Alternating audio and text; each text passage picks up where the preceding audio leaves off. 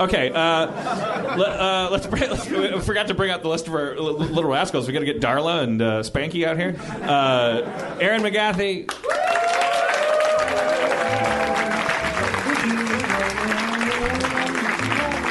And Spencer Crittenden, our dungeon master.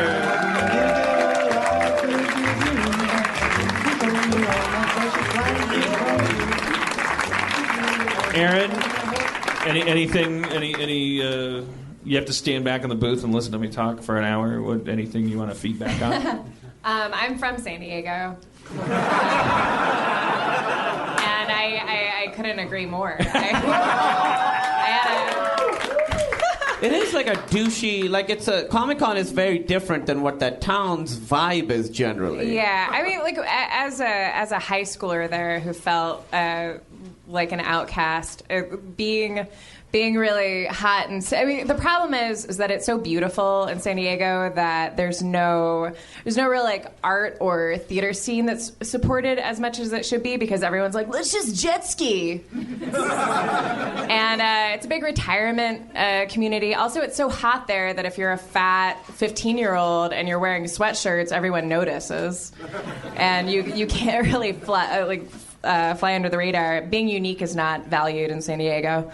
But shout out to the 2 people I still talk to there. The guy in the Joker outfit. Wait, sweetie. And Rey Mysterio. Sorry? Rey Mysterio, he talked to... That's one I mean, San Diego obviously has like cool parts to it, but there is a big value put on conformity and being able to wear a midriff. Seafood. Backwards. There's a big jock culture there, and I think it is due in part to the military bases, which is fine. Like I come from a military family, and I'm not saying that the military is bad or anything, but there's a big like macho. The whole thing about douchebaggery that I've noticed down there. My brother went to college there, so I was down there a lot, and I used to go down there for lots of reasons and stuff. You don't see fights in bars in Los Angeles, almost never. I don't know what that's about. Because they wanted to protect their face. That's their livelihood. Even in dodgy bars where people are already beat up, like I think there's a level of like he might shoot me, like I'll be looking over my shoulder for the rest of my life if I do that. But in San Diego, people fight in bars. It's just a weird tension and a hostility that I cannot get on board with. Yeah. By the way, can I say something? This is changing the subject. Is that when you woke up, I've heard that anesthesia, that when you wake up, different parts of your brain wakes up at different times. And so the part that is more aggressive wakes up before the part that sort of controls that. So the part sounds accurate. I was like, give me my phone. Sounds about right. I'm a writer. Yeah. So that was just brain chemistry, man. That's not on you. All right.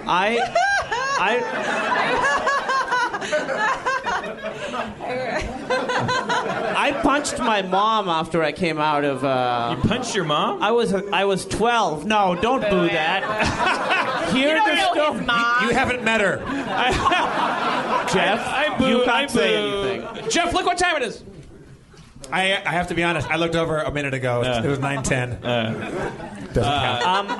Whoever booed you punching your mom, I have to boo them. Boo. Yeah, I apologize afterwards. I don't remember doing it. Also, obviously, if you can tell people that you punched your mom, you're not like going, hey, here's something you should cheer. Yeah, I'm being revealing. And it might have been an ironic boo. I think people are having fun with it. Well, now I boo your... It's a very vocal audience, we were commenting. Yeah. Well, I've engaged them. They can sense in me. They can sense what happened to me at Comic-Con, and they can sense what happened to me in Oblivion. You know what? I know exactly what you feel. It feels like when you get... I was like 12 when I had surgery, and I had like ear problems my whole life, and I would get these horrible earaches, and it was like when you're old enough, you'll have surgery. When you're old enough, you'll have surgery. And when I was 12, I was old enough, and it was planned for months. And I was there waiting, and the doctors came in scrubs, and they were like, hey, do you want to go to the circus? And I was like, fuck you. I'm not an idiot. But I went in and they strapped me down and I fought and they put the mask on my face and they were like, blow, there'll be a balloon. One I'm too old at this point to give a shit about a balloon. And I remember blowing as hard as I can and being like, there's no balloon! I'm like screaming it.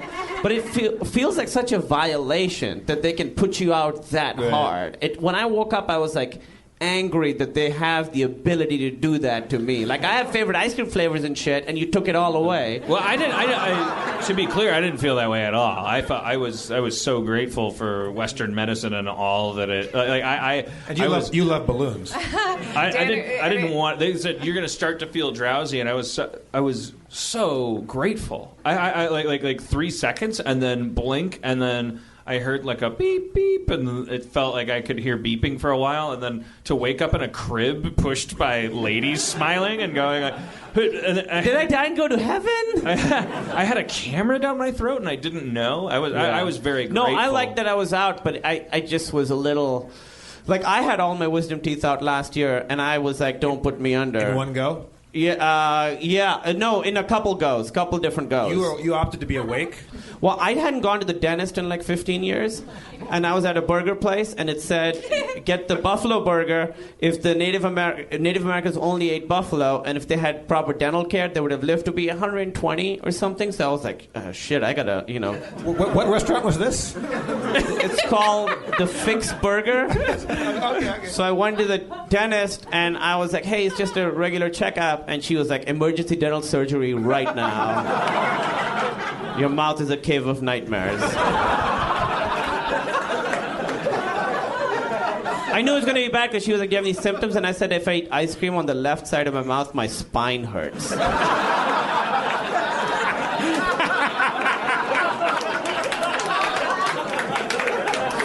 You might be a redneck.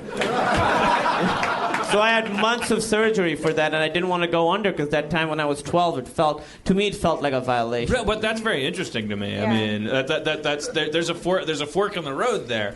The fact that you felt, my terror, I want to be out because I don't want any of it to be happening. Yeah.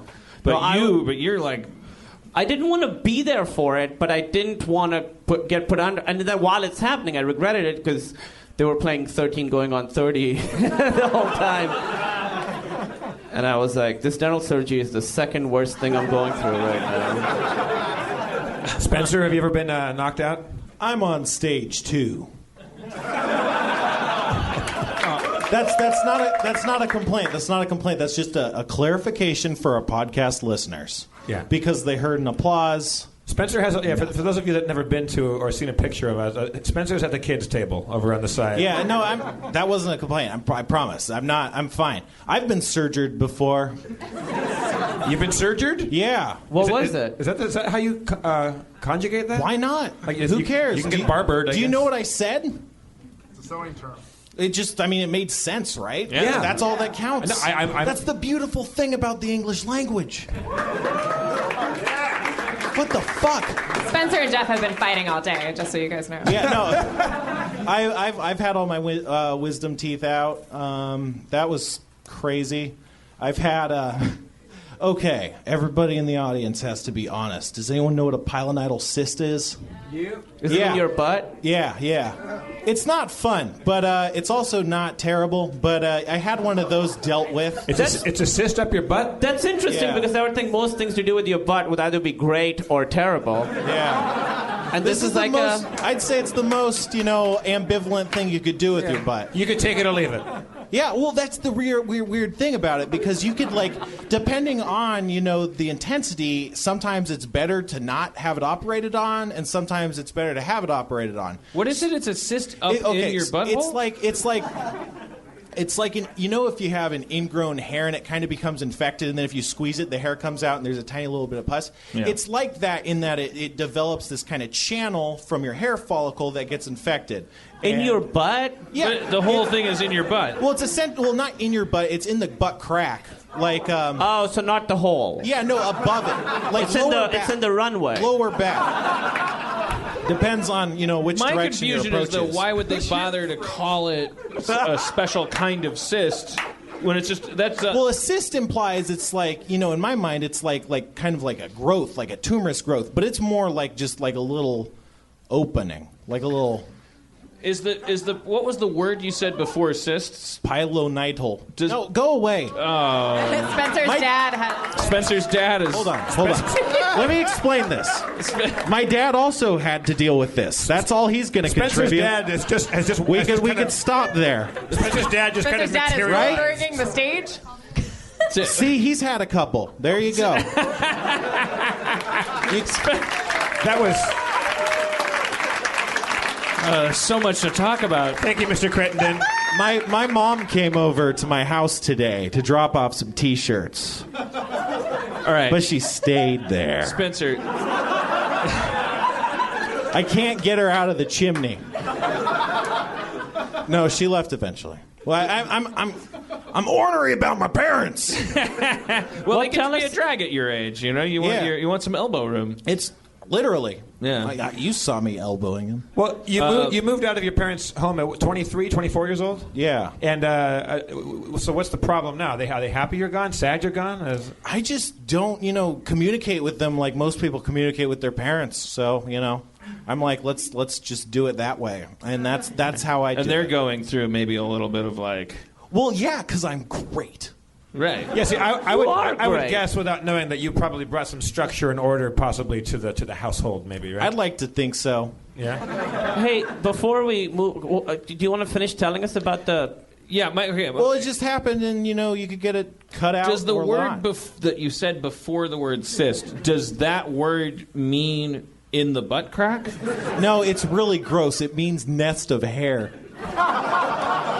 It doesn't. It's not an accurate depiction. So the fact that it was in your butt crack has nothing to. That's just incidental, right? No, well, you could get one of these on your chest. You could get one on your arm. Although I do call my asshole a nest of hair. A pilonitis. The word nest implies that there's creatures dwelling. That's somebody made it. Gross, but I know what it means, so I'm not just going to be like, I don't know what it means. So, have you guys seen the new CW show, Nest of Hair? It's about San Diego. But I'm still. I mean, no. I want to know what. Does that word mean in the butt crack, or does it? No, it means nest of hair. Is it something that only happens in the butt crack? Yeah, because that's where there's friction, that's where and there's a nest when you're of hair. sitting, that's where sometimes sweat collects. Right. And if you're in a car or a vehicle, there's agitation when you're bouncing in the car, and that's why a lot of GIs get it, and it's known as Jeep butt. Sometimes, but yeah, that's cute. It's a lot less disgusting than pilonidal cyst. Sometimes you'll see a family of finches fly out of your pants. Yeah. I wonder. They come it's and go. Cheap butt. Could you have one of those and then it goes away and then it comes back or something like that? Yeah, it's like a pimple in that, it'll get bigger and then it'll pop and then it'll go away, or sometimes in rare cases it could get infected like a pimple. Like an opening in the skin. And this is something you had to get surgered. They recommended it and we did it, but you don't need to. It kind of depends. It's a case-by-case basis. But essentially, what they do is way worse because it's like this tiny hole in your skin on your butt.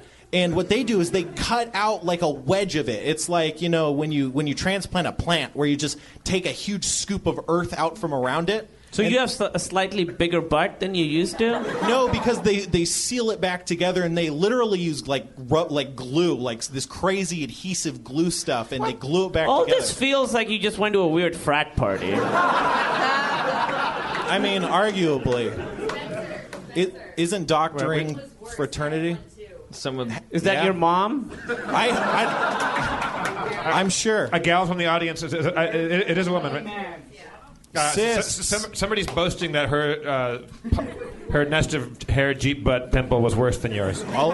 I don't doubt that. So they scoop. So they scoop out a hole and then they. Yeah. Dan, are you so interested in this because you want to be knocked out again? Are you looking for?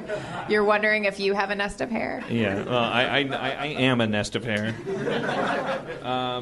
That's okay. All right. Well, so you've been knocked out while they did that. Yeah. Did you find it to be a profound experience? No.